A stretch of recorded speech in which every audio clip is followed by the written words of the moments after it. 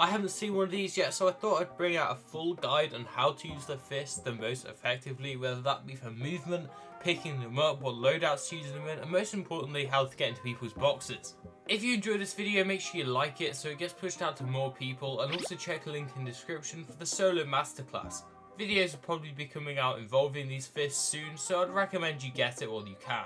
Let's get straight into it. So you can find your NITRO FISTS just as floor loot anywhere around the map, so it makes it a really balanced form of ability. Every single player can find it, which is great. So what's some tricks you can use to actually make this weapon crazy? Okay, first when you pick it up, you get a little bit of an FOV kind of like increase. You see when I pick it up and when I switch to it, you can see my character zooms out slightly, so I can see a little bit more around the area. So if you're not jumping and you press the left button on the mouse or the right trigger on the controller, you're just gonna punch. The punch is in a 3-punch pattern. It's just like that. The third one is with both fists, and the first two are with the right fist. It just alternates like that. If you jump and press the left button on the mouse or the right trigger on the controller, you're going to dash forward.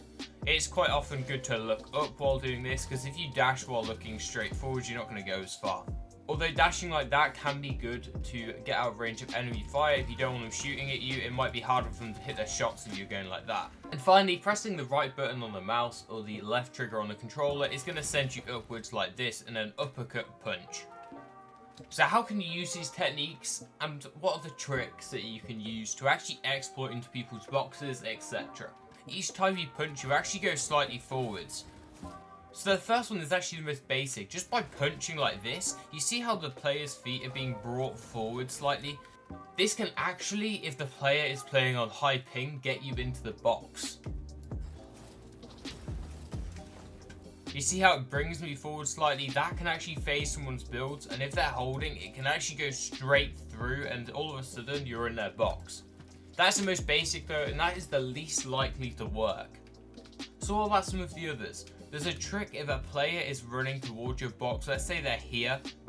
There is a really good trick for you to do if you're the one inside the box with the NITRO FISTS. So let's say our player is right here. We're going to mark where the player is. They're on that blue mark. We're in the box. What you can do is do the uppercut like so, and just bring out your shotgun. You're going to be right behind them. The uppercut normally brings the player forward slightly without you even touching any controls. Then all you have to do is turn around midair.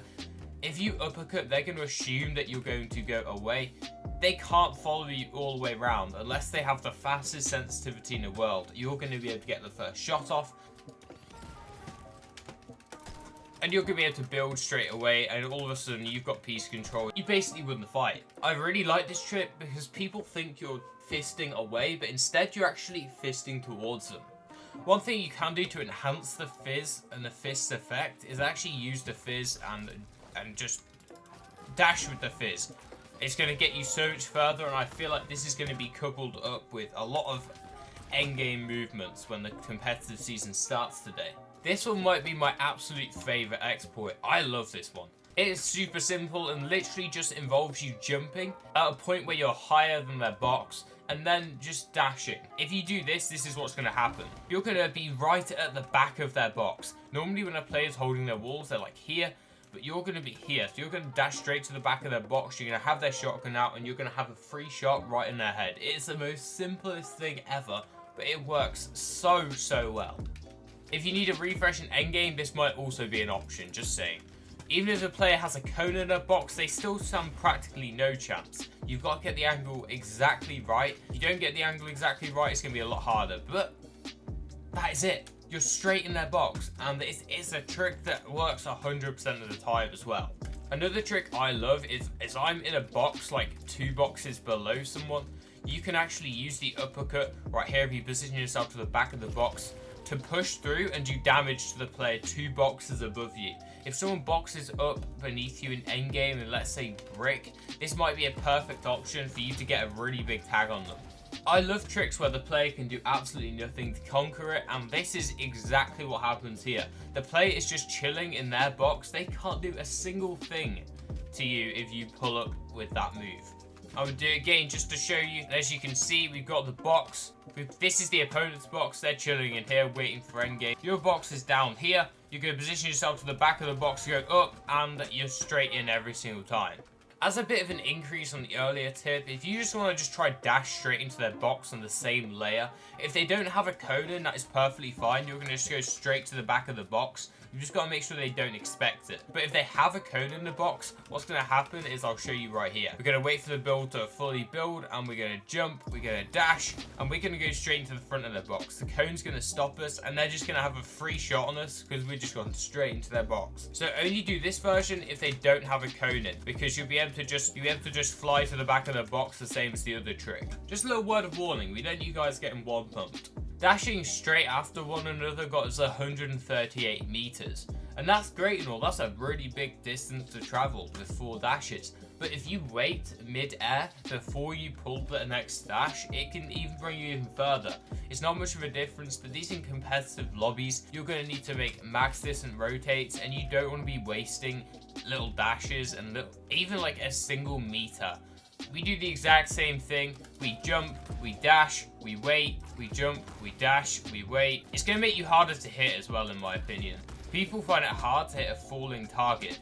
We've made it almost 30 more meters by doing that technique than doing the other technique. If we take that by a dash, that is about 7 meters per dash extra. Just by waiting a second and dashing again when you're falling. It's the difference between making it here and making it here. A pretty big difference, I'd say. If we combined our fizz technique with our falling technique, we should go even further. We're going to mark where we start. We're going to fall. We're going to fall. And again. And again. And again. And then we're going to slide to finish it off. You guys don't realize, but 251 meters is probably a full max distance rotate. And you can see on the map how far it really is. That is literally the rotate we've just made here and here, with one fizz and 1 fist charge. This is a bit of a reminder that if you're endgame, you can actually use the fist and actually dash / slide when you land. A lot of people don't realize you can actually do it and then slide straight after.